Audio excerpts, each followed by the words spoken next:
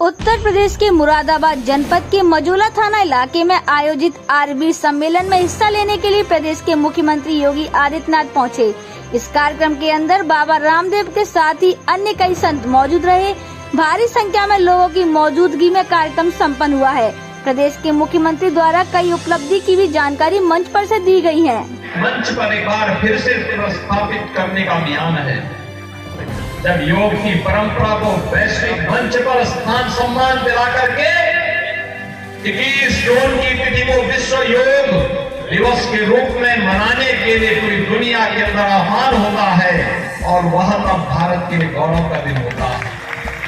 प्रदेश सबसे युवा प्रदेश है, सबसे अधिक युवा हमारे पास है, लेकिन ये युवा शिक्षा से, संस्कृति से, संस्कारों से, शिष्टाचार से आत्मनिर्भर भारत की इस परिकल्पना को और एक भारत श्रेष्ठ भारत की इस परिकल्पना को साकार करने के साथ आगे बढ़ सके, ये आज की आवश्यकता है। और इसीलिए राष्ट्रीय शिक्षा नीति इन सभी बातों को लेकर के आपके लिए आई है। राष्ट्रीय शिक्षा नीति यह भारत को फिर से विश्व गुरु के रूप में स्थापित करेगा। आत्मनिर्भर भारत की परिकल्पना भारत को दुनिया की नंबर 1 अर्थव्यवस्था बना करके रखेगा। दुनिया के अंदर भौतिकता के पीछे भाग रही दुनिया को वास्तव में उसके जीवन में परिवर्तन लाने का काम अगर कोई करेगा तो भारत की आध्यात्मिक और सांस्कृतिक परंपरा ही कर पाएगी। और इन सभी बातों को लेकर के, भारत की इस ऋषि परंपरा को लेकर के आप सभी आर्यजन बृहद स्तर पर आगे बढ़े।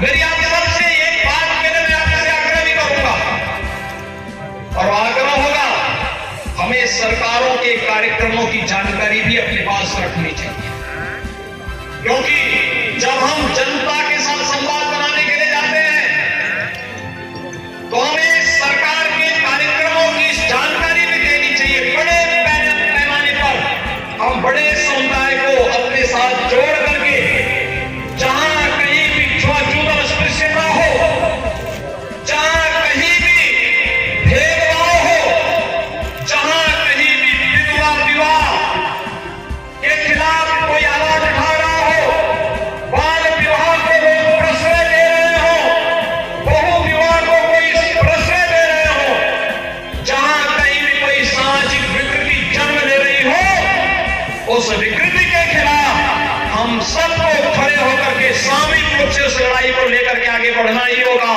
जिस समय आप सब संकल्प लेंगे, एक बार फिर से महर्षि दयानंद सरस्वती जी के सपने को साकार करने वाला भारत आप सबको दिखाई देगा।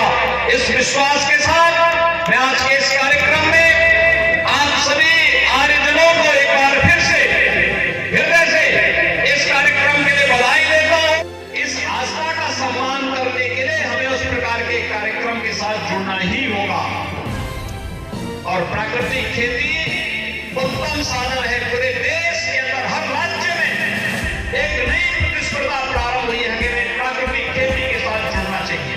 और आज कार्यक्रम भी तेजी के साथ आगे बढ़ा है।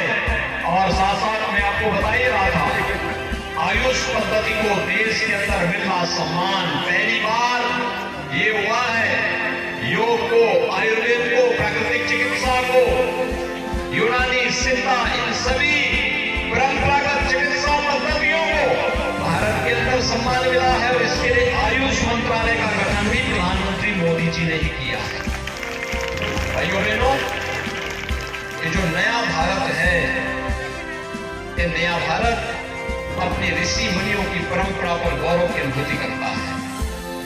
ये नया भारत हमें केवल एक सैद्धांतिक ज्ञान तक ही सीमित नहीं रखता है।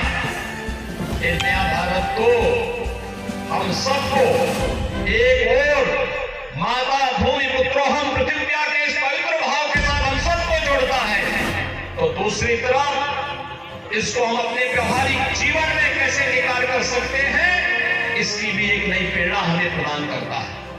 और आज हम सबको इस बारे में ध्यान रखना होगा कि हम सब जब संस्कारवान होंगे, अपनी मातृभूमि के प्रति जब हमारे मन में एक भावनात्मक लगाव होगा, अपनी विरासत के प्रति सम्मान का भाव होगा, आत्मनिर्भर भारत की परिकल्पना को साकार करने का एक जज्बा होगा, तो परिणाम अपने आप ही सामने आएंगे। और परिणाम को प्राप्त करने के लिए परिक्रमा नहीं, पुरुषार्थ की आवश्यकता पड़ती है, पुरुषार्थ। और उस पुरुषार्थ के लिए आप सभी आर्य जनों का आह्वान करूंगा मैं, आप सभी प्रदेश के अंदर इस सकारात्मक भाव को आगे बढ़ाने में, ऋषि परंपरा के इन सभी भावों का प्रचार प्रसार करने में अपना योगदान दें। आने वाला समय भारत का समय है। वर्तमान समय में वैश्विक मंच पर कहीं कोई समस्या खड़ी होती, कोई क्राइसिस होती है, दुनिया भारत के अंदर देख रही है, प्रधानमंत्री मोदी जी के नेतृत्व पर विश्वास कर रही है।